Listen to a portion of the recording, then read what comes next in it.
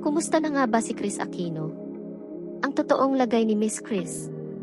Ngayon ay nasa malaking pagsubok si Chris sa pakikipaglaban sa kanyang sakit na autoimmune diseases. Pero ano ang sakit na ito? Sa mga di nakakaalam, ito ay isang kondisyon na nagreresulta mula sa isang maanumalyang tugon ng immune system, kung saan ito ay nagkakamali na tinatarget at inaatake ang malusog, gumaganang mga bahagi ng katawan. Sa mahigit isang taon na pakikipaglaban sa naturang sakit, sinabi ni Chris na nasa tamang daan na siya para gumaling.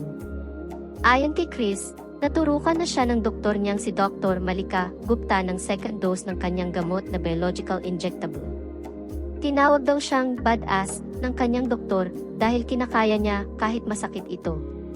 Pagbabahagi ni Chris, "She calls me a badass because kinakaya ko even though malapot at mahapdi yung ini-inject at malalim na kailangan ibaon yung prefilled high-tech syringe.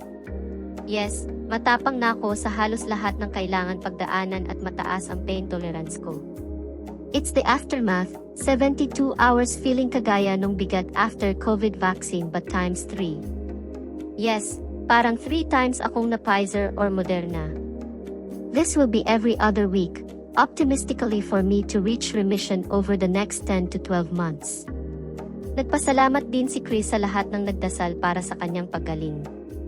"Anya, thank you because our prayers are being answered. My last blood panel showed improvement. It's slow progress. I have a long way to go. It's likely that after a few months another medication will be introduced to my body via Aclas Dr. Belpirio.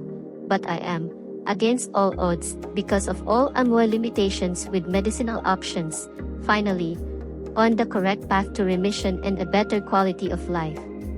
Thank you to all. Thank you God. Sana'y manatili tayong magdasal para sa kanyang paggaling."